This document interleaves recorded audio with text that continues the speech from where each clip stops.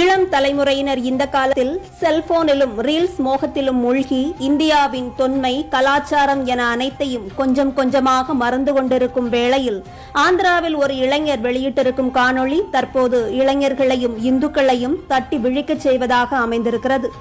ஆந்திரா நந்தியால் மாவட்டத்தில் அமைந்த பழமையான கோவில் மற்றும் அற்புதமான கிணறு ஒன்று பராமரிப்பற்ற நிலையில் இருந்ததை கண்ட அந்த இன்ஃப்ளூயன்சர் இளைஞர்களை தனது காணொளி மூலமாக ஒன்று திரட்டி அந்த ஆலயத்தையும் கிணற்றையும் சுத்தப்படுத்தி மெருகேற்றி இருக்கிறார்.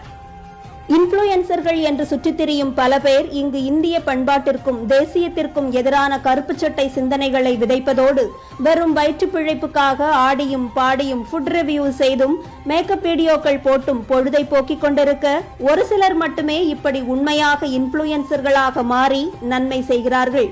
நமது நாட்டில் இருக்கும் ஒவ்வொரு கோவிலும் இறை வழிபாட்டிற்காக மட்டுமே உருவாக்கப்பட்டது அல்ல.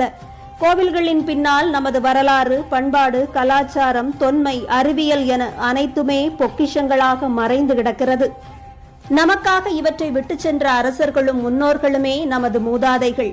அவர்களிடமிருந்து அனைத்தையும் உறிஞ்சி வளர்ந்த தாவரங்களே நாம். ஆனால் இந்த அற்புதங்களை புறந்தள்ளிவிட்டு போலியான மதச்சார்பின்மை பேசிக்கொண்டு இவற்றையெல்லாம் நாம் அழிக்க துணிகிறோம் என்பதை இந்துக்களும் இந்தியர்களும் மறந்துவிடக்கூடாது.